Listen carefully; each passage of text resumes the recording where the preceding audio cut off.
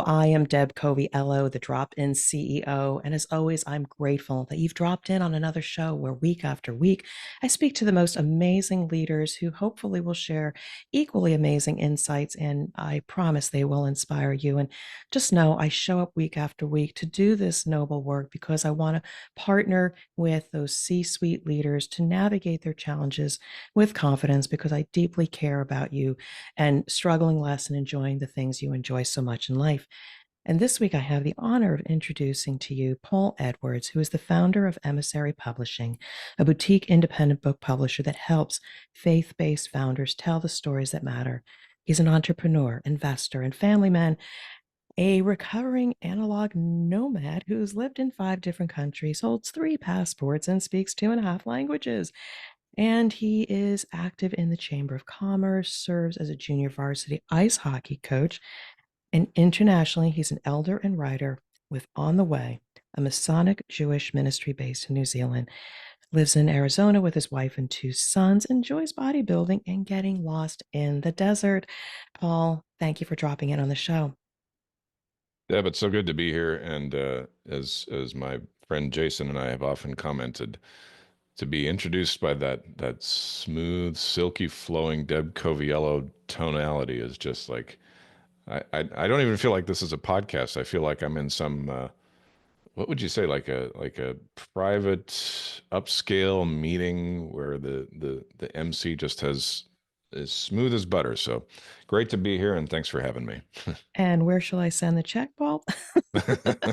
No, but thank you so much for that. I have been told that my voice is smooth, and you as well as a professional speaker, your voice as well is very soothing. And I think that's why we resonate. Shout out to Rabbi Jonathan Goldson, who introduced us, invited us on Grappling with the Gray, his podcast. And that's how Paul and I got acquainted. But also, I'm fascinated with the work that he does and the impact on the people that he works with.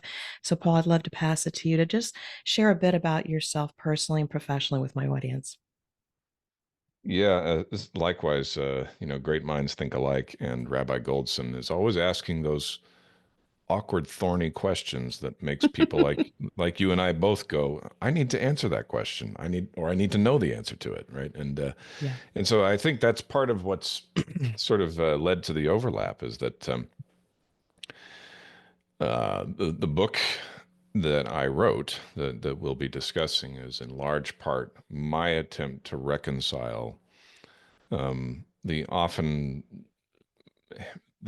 poorly handled occupation of sales, particularly insurance sales to the extent that it's stereotyped and memed and basically caricatured, most notably by the film Groundhog Day, right? Yes, yes, yes. But there I was in that occupation, and I had to find a way to reconcile it with my personality, which says I feel very uncomfortable just uh, direct coming out directly at people and you know and hard selling. It wasn't the way I was raised. It was inconsistent with what I believed and what I still believe. And most notably, I noticed it doesn't work. Or it didn't work for me. Like there might be some people out there who can just do that, and so I'm not knocking that approach wholesale. But for people like you and I who pay attention to the verbal and nonverbal feedback we get when we're interacting with people, I saw immediately this isn't working. And after about 2 or 3 days of trying to just hard sell people, I said, okay, back off, take a step back, and just sit and listen and observe and watch.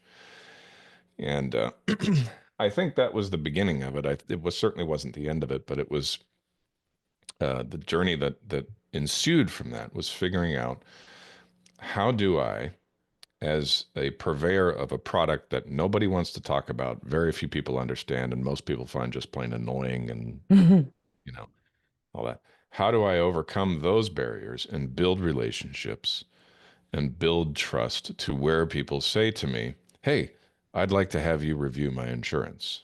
And as I persisted down that path, ultimately, what that the dream did come true. I got to the point where people had to pressure me into talking about insurance, not the other way around.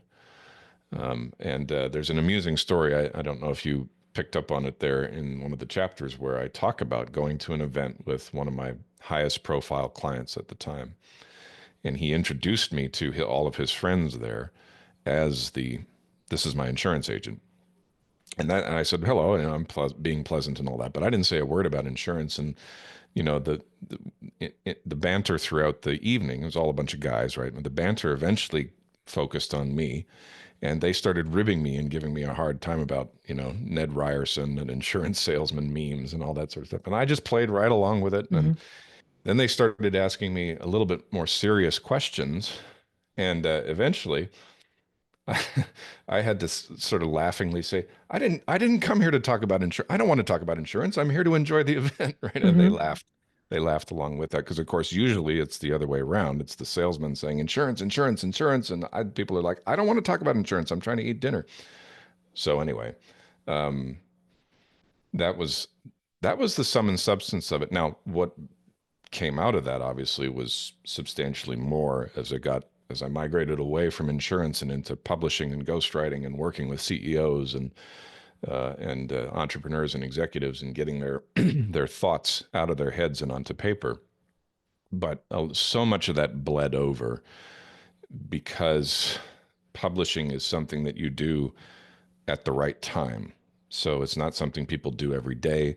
It's not something that they need to do. It's not even something that half the time they even want to do. They're unfamiliar with it. They're uncomfortable with it. They see the products, right? Everybody's been to a bookstore, but they have no idea how it's made. And if they themselves try to sit down and write, 98% of people sit down to write and get stuck and give up. And so you have to be very good at leading people gently through that process at the right time. And that means you can't be a hard seller, in my opinion. And it certainly wouldn't work for me anyway, even if I tried it. So maybe that's a good place to start.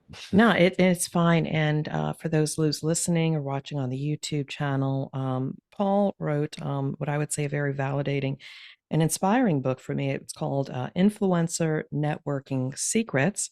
And again, there are a lot of books on networking and sales. Um, but what struck me so much about this was the kind-heartedness, the seeking to understand people. And even if you think that you know them and you've built some rapport, you almost still can't sell or make your offers, but maybe just drop some seeds along the way, And then even after you have a relationship, I am also learning as an entrepreneur. And again, all of these lessons go into whether you're a CEO of a company or an entrepreneur trying to get your first clients. We've got to be very patient, get to know these people on a deeper level. And at the right time, you will be given an opportunity to say, hey, this is what I'm doing. I've hung my shingle. Here are our products and services, and kind of let it be there and simmer because there is a timeline that we cannot control. And Paul, I would love your thoughts on this. You have to be a very patient and disciplined person to focus on the relationship and networking versus ultimately a sale with a trusted person. So talk to me about patience and timeline to yes. Yeah. Yeah. I think what obviously, you, especially if you're a young insurance salesman in your early 30s, like I was at the time, you feel a very strong sense of urgency because you're like, well, if I don't sell, I'm not going to keep my job. Right. So I have to sell. But the truth is, along the spectrum of relationship substance and depth, there's a wide array of people, and some people feel very comfortable with you, within a few minutes or days of meeting you, and other people want to take a little bit longer. Other people can take years, and so all of that needs to come into play. And my game plan as it evolved, it wasn't a plan at the start, but as I learned it, became very much, if somebody comes to me and says, I was referred to you by so and so, that's an example of where I can move pretty quickly because the sales part has already been done for me by somebody else. Other people might say, well, uh, you know, I'd like to get to know you. They wouldn't say the words necessarily, I'd like to get to know you. Their demeanor and their enthusiasm would suggest, I'd like to get to know you over time. And so I just took the approach that when the iron is hot, I'll strike, and when it isn't, I'll warm the iron and keep it ready for when the time to strike approaches. And you see that sort of reflected in the part that I talked about with reading the heat signature of the conversation. There was this quote from the Bible where Jesus said, "Be wise as serpents and harmless as doves." Mm. And I found that interesting because I was an enthusiast about reptiles as a teenager. And I learned something interesting about snakes, and that is snakes are blind as bats, pretty much. I mean, you can put a small gray rock and a gerbil next to each other, and visually, the snake cannot tell the difference. It's the heat receptors on their top lip that tells them there's a hot-blooded animal, and who knows what that is? We don't even care, Mhm. right? And from that, I said, oh, okay, so the reptile is reading the heat signature, but the useful application for me as the human being is to read the warmth of the conversation, right? Some conversations are very cold at the start. Some can be kind of adversarial, a little Mhm. bit Right. combative, or off-putting, or keep you at arm's length. And I learned to say, okay, that's how they're relating to me right now. Doesn't mean it'll always be that way, but right in this moment, my job is to read that heat signature and respect it. Um, Conversely, you can have people who are very warm right away, Mhm. and everything in between. And so that was just one of the things, one of the tools I had in my pocket for unfolding that, for implementing that Right. approach of getting to know the person and placing an emphasis on on the relationship. The other thing I would say is that so much of our lives are hidden in plain sight, and you'll hear me talk about this in the book. So there are things about you, Deb, that I don't get the privilege of knowing, right? Mhm. And then there are other things that I could have the privilege of knowing if I'm willing to be inquisitive and curious about you in a respectful way. There are things that I could, through my questions and my patience with listening, that you might even volunteer about yourself, Mhm. that you wouldn't necessarily feel comfortable volunteering about other people. And you have to be careful with how you handle this information because, it is many times it's private. It's something that people hold very special, and they don't share it with everybody. But the way I always interpreted that was, well, if this person is telling me this, if I keep getting mistaken for a therapist over and over again when my occupation clearly says I'm an insurance salesman, I must be doing something to create a level of trust that people feel very comfortable telling me these things. And I also found that they were useful information in helping me discern what sort of person I'm dealing with, which is one of the reasons I'm so captivated by personality tests. Mhm. Right, I'm interested in why does this person over here? Uh, it doesn't matter if I ask for the sale, I'm never going to get it. This person, if I ask for the sale today, I'm not going to get it. This person, if I don't ask for the sale today, I'm not going to get it. you know? Yeah, I find what you talk about is so interesting. And I think, again, as we come up in our careers, we are taught about getting results. We're told all the transactional details and follow a process A to Z, and you get a desired outcome. They really don't foster the building the relationships and having the patience, trust the process. And over time, sustainably, you may get those sales. Those people that are short sighted and you're trying to get those sales, you're going to burn the salesman out. You're going to wear down those potential relationships because you're always after the result.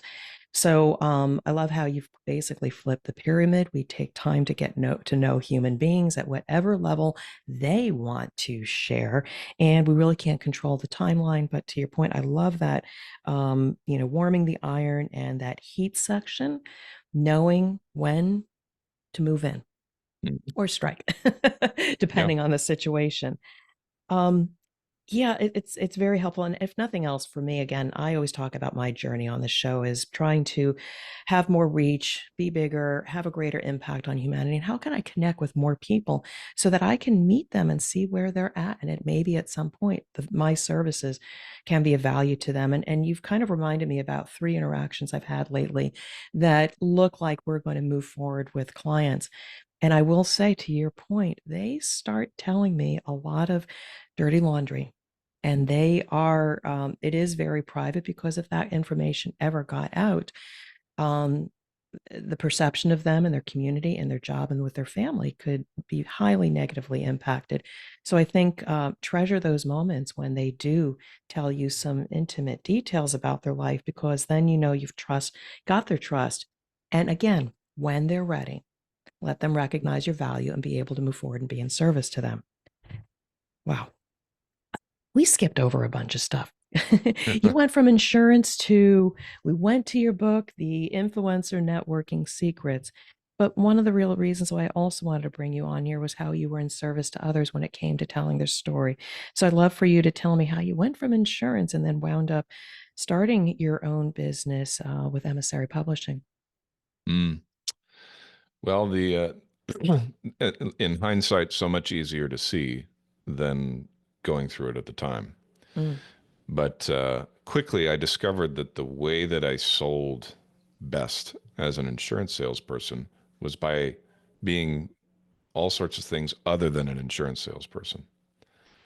And what I mean by that is simply I was an educator and I had a presence and a demeanor and a certain vocal quality, particularly on stage, right, that people found magnetic. So I did all sorts of interesting things.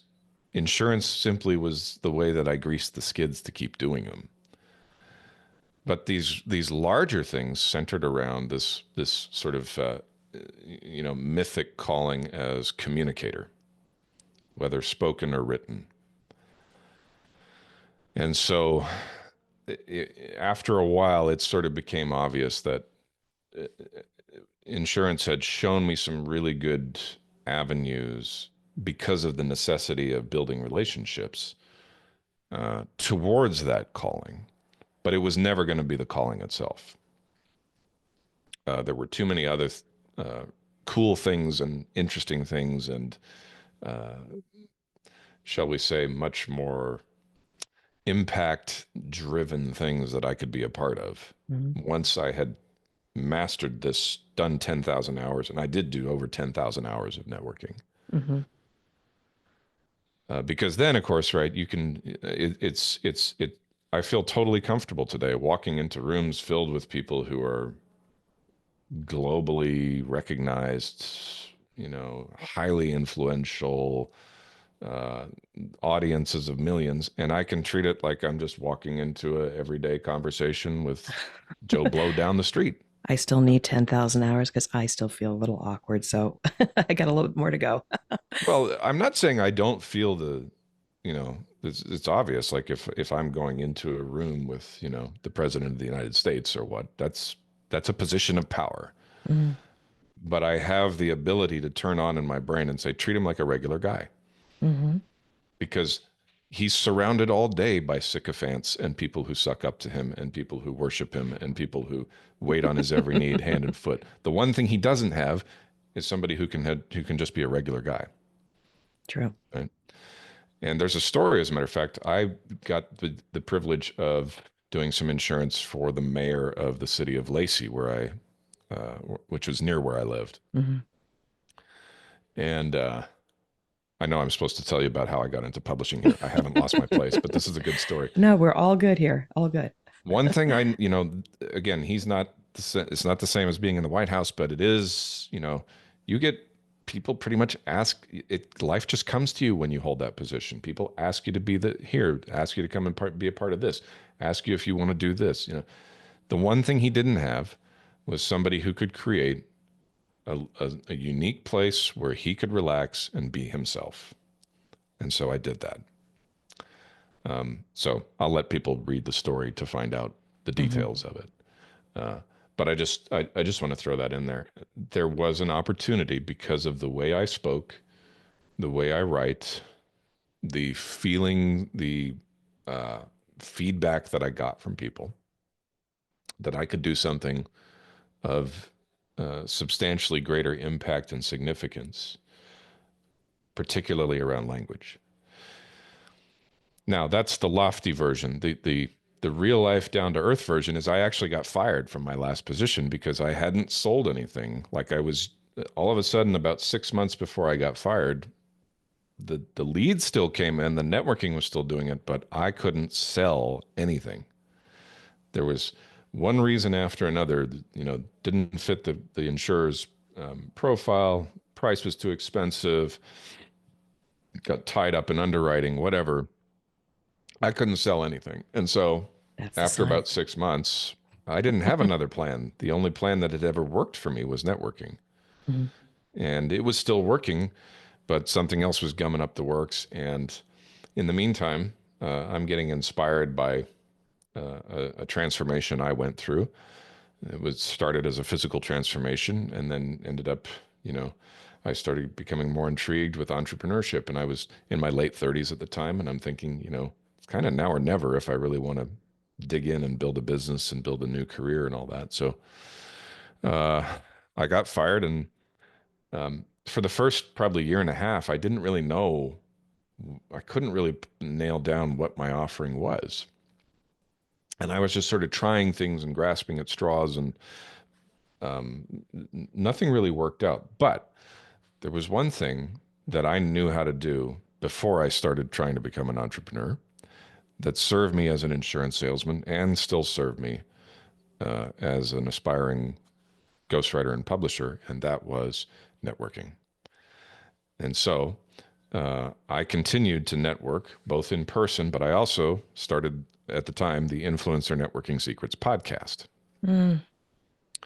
And I must have recorded over 250 interviews on that podcast. Again, It's networking. defunct now. I haven't done it for many years. I did another one last year, a different one, but haven't just haven't got the time or Mm-hmm. the bandwidth for podcasting, producing mine. I got plenty of time to come and appear on yours. But anyway, I did that podcast for probably close to 2 years, and just bam, bam, bam, interviewed. And then I started to interview people who were fairly high profile, people that household names that a lot of people would recognize. And I realized this is working for me. I don't know why, but it is. Um, and I just, so I just kept going with it. And eventually, somebody who I was close friends with at the time asked me, "Have you ever interviewed Aaron Walker?" And I said, "I have no idea who that is." And he said, "Well, you should interview him. You should have him on your show." So Aaron Walker is the founder of the Iron Sharpens Iron Mastermind, which I've been a member of for the last going on 6 years now. And he's based in Nashville, and he's a career entrepreneur, but he's got a tremendous heart for mentoring men. Mm-hmm. And so he came on my show in the spring of 2019, and we hit it off immediately, had a great interview. It's hard not to hit it off with him. Everybody hits it off with him. He's just that kind of guy, right? He's gregarious, and you can feel the warmth emanating from him. And I said to him, "Why don't you come back on the show 6 months from now?" Because he had a product launch he was doing in the fall. And I said, "I'd love to have you back on if you're open to it." And he said, "Yes, let's book it." So now at this time, I'm still broke. I'm not getting anywhere. But I had one thing I could give him between the first podcast interview and the second podcast interview, and that was the relationships that I had that he didn't. Hmm. So this guy is very successful. He's very wealthy. He's very independent. He doesn't need anything from me, but he's the kind of person who puts a premium on meeting and connecting with people and new people and people he doesn't know. Okay. So I just started doing email intros of people that I thought he might want to know. Okay. And luckily, by this time, several of them were people in fairly influential positions that I had interviewed on the podcast. So, bottom line, when he comes back on the show in the fall, we do the interview and we get done at the end of it. And he says to me, listen, you need to let me do something for you. You have introduced me to so many incredible people in the last 6 months. You need to let me do something for you. I'm not getting off this call until we Oh my God. figure out what that is. Go on. And I said, I didn't even know what to ask for. I was like, I, I, I wish I knew. I'm like, I'm not getting anywhere with business or anything like that. And he said, okay, well, tell me something that you can do that the market is already paying for. Uh, that and let me know what that is. And I thought for a moment, and I said, I'm a gifted writer. I can sit at a computer for 6 hours, 8 hours, and write and write and write and write and not run out of gas. And he thought for a moment, and then he said, okay, well, let's talk about this, because I think what we could do is I need content written. I have blogs that I can't get to, and uh, scripts that I can't get written physically because I don't have the time. And in exchange, you could come into the mastermind. That's not a guarantee of success by any stretch, but it is a chance to be in front of other people who can afford what you do and want it. Mm, I said, sounds like a deal to me. mm. So that was November of 2019. January of 2020, I got my first paying writing client. And by March of 2020, I had 6 clients. Oh. And so I went from literally being flat broke and getting ready to go back and apply for a job to having a 5-figure business in like 2 or 3 months. And that started out as ghostwriting, right? I was primarily just ghostwriting content, blogs, and stuff like that for people. But eventually somebody came along and said, hey, can you help me write a book? And I said, yes, I can do that. I'd never done it before. It didn't matter. I knew what I was doing. And Yeah. Again, you know, I'll turn to my listeners. Listeners, you're just listening to a conversation between myself and Paul, because I get inspired by these stories, and in the process, it's validating myself as an individual. What are my gifts to the world? Yours is the gift of networking, whether it comes naturally or you figured out what's comfortable for you. Networking is still a little bit uncomfortable for me, but it's one of those things that I'm in search of finding that intimate conversation as quickly as I can. And so podcasting for me has been a wonderful outlet to build those relationships. And I too, with several hundred podcasts, I've got this amazing network. And little by little, if you have enough of them, as you, again, you and me, as soon as we get off this call, I'm going to start thinking, who can I connect with you? And actually, I already know some CEOs that I've been planting seeds saying, you need to write a book. You have this most incredible story. We need to capture it. And so I see the beauty of networking on in whatever way is comfortable, whether it is through the podcast platform, whether it is going into a large room and seeing who you can establish rapport with. It is this underrated skill that, if done well and given the right time, it comes back and pays dividends. So back to you. 5 figures, 6 clients. Keep going. Tell me more about that, because I want anybody out there that's been thinking about capturing their legacy, capturing their story, to think about considering you and the work you do. So how did this continue to evolve for you?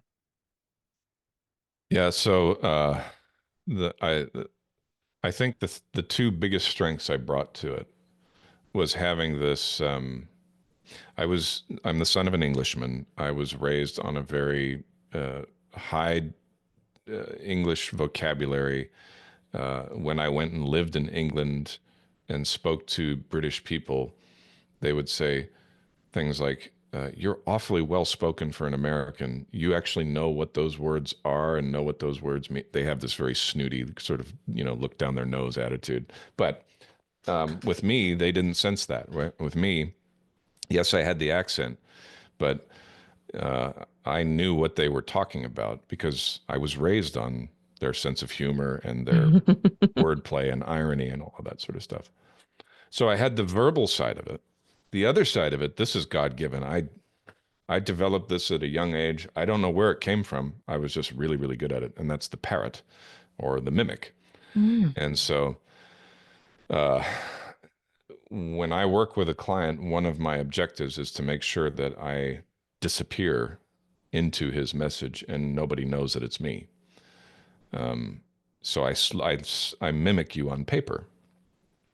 And so people find this difficult to believe until I show them. I tell them, like, when I was in the military, that I was the guy that the soldiers would come to and say, "Hey, do the impression of the colonel. We want to see that." They wanted to hear me do the mimicry of the colonel's voice, and I could do it. And I could fool people into thinking I was somebody else than I actually was, just for playing them on for a joke. So uh, you take those kind of two innate skills, or skills that were nurtured into me and innate, and then you take the professional experience that I'd had, which was I majored in communications at college, and I had a good group of professors who were ruthless with my content. They in a way that they weren't with the other students, because I was about 9 or 10 years older than the average student going through college. And so they would say they felt comfortable telling me, an Iraq war veteran, bluntly to my face, "This is terrible. You can do way better than this." And then they'd crumple it up and throw it in the trash. And they'd put red all over it and say, "No, no, no." And it worked. And one of the things I learned from it was I can't just verbally vomit onto paper. I've got to read it back to myself out loud. It's because the ears pick up what the eyes fail to see when you're editing. Mm.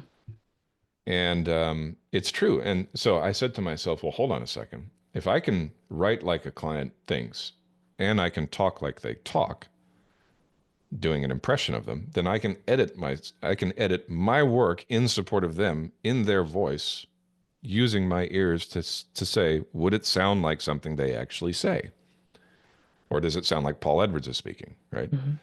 Because we don't want that. And so I would do, I mentioned Aaron Walker. Aaron Walker is a quintessential thick, syrupy Tennessee accent, right? And people ask me to do an impression of him when we get together in Nashville, because they know I can sound like him. I can say, "Well, good morning, guys. Big A coming to you live from the station Camp Greenwood. What a beautiful day it is out here," right? Oh my God. So good. Keep going. So there's a stand-up comedy sort of side to it, right? In a Mm-hmm. way, you're doing an impression, but I'm writing serious content, and then I'm reading it back to myself out loud in his voice. And I started doing that with all my clients. So I've had Australian clients. I've had clients from the East Coast. Wise guys. Hey, how are you? That kind of. Um, they love it. They love the fact that I can mimic them on paper, to the extent that I can fool their own family members into thinking this was actually written by my husband or my father or my sister or whatever. Yeah. They love the fact that I have the ability to empathize Mm. with their perspective, particularly in the leadership thing. Like I said, I'm the type of person who looks at a leader and says, this person has all sorts of things I don't have, but there's something I have that they don't have. And usually it's anonymity, and uh, nobody, Yeah. nobody is all that concerned with who I am or what I think, Yeah. So and as I'm listening to this again, there's a few takeaways for me that I just want to emphasize with my listeners. And again, it's validating for me, is that, we go through life as child or children, and we have certain skills, and then we go into society and they may or may not be celebrated. They kind of go quiet, and then we rediscover who we once were, or we develop these gifts. Your ability to deeply listen, to be able to mimic your voice, to be able to communicate stories and impact people. I with writing, speaking, all of that, those have been common threads for who we are as people, but sometimes we just don't bring them forward. So my quick note, and quick in the butt to anybody listening out there, if you've got these gifts, writing, listening, community service, I don't know, empathy, whatever these soft skills are, oh my, please bring them forward, because these are gifts that the world needs to receive. And the other thing is, as we speak here right now, it's reminding me of 2 or 3 leaders that I have interviewed on my podcast that I am going to share this episode because I sincerely believe their legacy needs to be captured, or whatever story needs to be captured, um, because that's why we're here. We're only here on this earth a short time to make an impact. Yes, and that which reminds me, I took the very circuitous route in answering your question, uh, which is to say that we go by that tagline. We tell the stories that matter, and the truth is, every company, even the biggest companies that are out there on the face of the earth, Jeff Bezos has a beginning story and we've seen the photo of him sitting in this ramshackle little office with a cheap banner up there that says Amazon, right? And he's working till late hours of the night. So everybody has an origin story, and everybody in that origin story are values, principles, practices, ethics, morals, right? Things that you clung to say, this is how I'm going to build this business. You looked around and you saw, okay, I don't like how the majority of people are delivering this product or service. It's pathetic. We could do way better. I can improve it. I have the skill set and the ingenuity to put this together and improve it and develop it. That's an origin story. That's an example of how you were not satisfied with the way things were and you set out to make them better, right? That's what a lot of entrepreneurs do. Others they're not necessarily trying to right the wrongs, but they uh, pick up on a tried and true track that's left for them by a family business or forebears or just the industry in general. But they bring to it a different spirit that stands out in a way that there's competitors, and are those competitors good? Of course they are.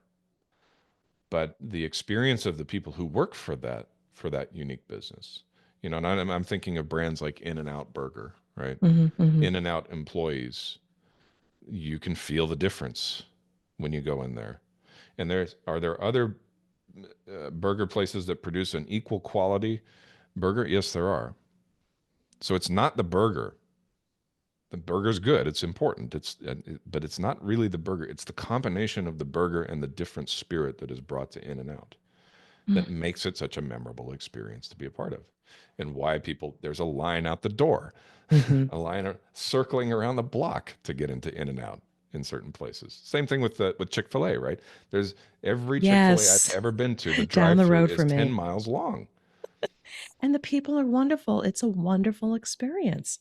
Yeah, The bedside manner, the treatment, the speed, the service. Yeah, that's good food, but it's a positive experience versus you place your order real quickly and you stand it amongst others for 10 minutes waiting for your fast food. because your body and your soul are being fed by that, not just the body. Right? So profound. I just want And to ask so, you, go ahead. Yeah.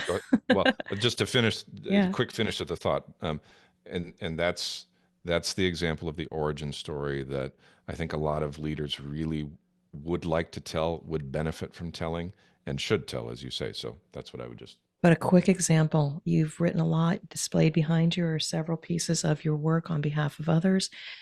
Talk to me about maybe your best story where you were that partner, you wrote their story for them, and what did it do for that author or that leader? Well, this one was The Hope of War. Yeah. Um, and that's not a business story, but it is the story of somebody who rose through the ranks of the military to a very senior position Hmm. where he exercised a disproportionate amount of influence Mm. for the role he played. And so Larry Cripps is his name. He was a chaplain in the United States Army for a long period of time. Excuse me, chaplain in the Navy. He started in the Army. He served in Vietnam, Mhm. but he became a Navy chaplain. And uh, the degree to which you don't hear him talked about in the media or anything, but the degree to which he influenced the shifting of the winds in terms of understanding the spiritual impact of battle and combat and deployment and hardship cannot it's hard to overstate the amount of influence he had on that in his area, right? Mhm. I'm sure he had counterparts who quickly latched onto it and all that.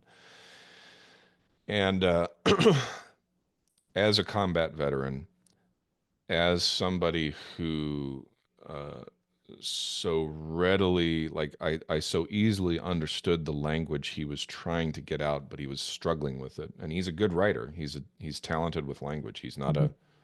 He's not a, he, in English today, he would be an A student. Mhm. Mhm. Um, he was a C student in high school by his own admission, but that's because he was lazy, not because he was incapable. But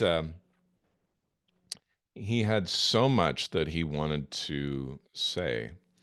And when he came to us, he had a manuscript, and I could read from what he wrote what he was trying to say, but I knew that the average person had no prayer of understanding what he wanted to say through how he had written it.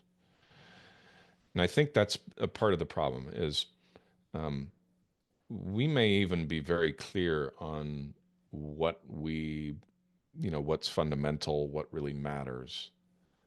But there's, as my business partner Jason likes to say, there's what's for me, and then there's what's for thee. And so you have to. It's not that what's for me gets completely edited out. A lot of it makes it in, but there has to be a way to tie it to what is for thee, meaning the audience, meaning the reader. Exactly. So um, the the joy that I had in helping Larry disentangle from the way he had written it, and and Jason was the one who came up with The Hope of War as the title and the cover imagery and all of that. The thread that we discovered throughout Larry's entire journey, I mean, this is close to 40 years wearing a uniform, one shape or another. The thread of his life, the thread of his journey through military service was that he could find hope even in a sweaty, napalm infested jungle in Vietnam with bombs going off. He could still find hope. And decades later in Iraq with the Marines, right, with things deteriorating at various points like they did, he could find hope. In the wreckage of the Pentagon after 9/11, serving as one of the chaplains there with the relief effort and the rescue effort, he could find hope. And even in his own life, in areas that he had thought, well, I got to help all these other people over here, but I won't worry about myself on the same level. And that eventually came to the surface. He found hope. And so, you know, companies can be built on that. Legacies get built on that. And with that, I now have three names on my list of people that I want to share this interview with and potentially introduce somebody else into your network because I really value what you do. Your storytelling is magnificent. Your voice is amazing. And I think the impact on the people that you work with is outstanding. And so I would love to bring this to a close, but this is obviously for you and I, not a one and done, but a partnership because I think there's so many leaders and businesses that could definitely leverage your gifts. And so any last thoughts that you'd like to share with our audience? Well, it takes one to know one in terms of the voice, Deb. I Thank you. wish we didn't have to close here so I could just listen to you talk for a little while longer. But Thank you. yeah, no, I mean this is the thing. One thing I will say that came to mind earlier on. Whether you do it with podcasting or whether you do it by going to chamber functions or whatever you do, however you network, I do want to be a little bit sober about this because in every one of those arenas or formats, you do have to talk to a lot of people that will appear to go nowhere, and it doesn't mean they don't appreciate you. It doesn't mean they don't see the value. It means they're busy and they're distracted and they're focused on other priorities, and that's all it is. Because I think a lot of empaths like you and I are looking for reciprocity in relationship, and you have to get mathematical about it and say there's going to be an outsized percentage of people that appear to not go very far. There things you can do to mitigate that? Yes, you can start to get narrower on your focus on who you actually spend time and invest it with. So, if you're at the beginning of your career, if you're listening to this, use the shotgun approach because you got to figure out what works. But eventually, as you get further and deeper into that, start networking more with people who are likelier to fit the mold of who you're looking to meet. And so in my case, right, Deb, I'm looking to meet people like you. Can I pinpoint that? Can I name it under a demographic? Not really.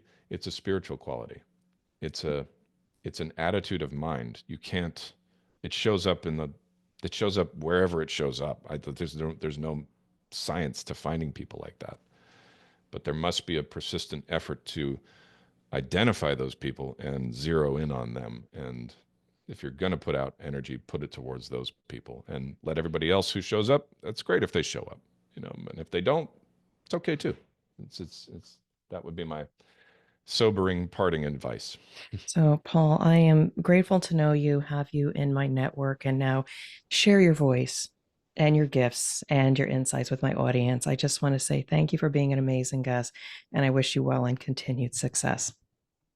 Thanks, Deb. I appreciate you too. It's great to have you as a friend and as a part of my network, and looking forward to seeing you again soon. And all the best to you and everything that you're doing as well.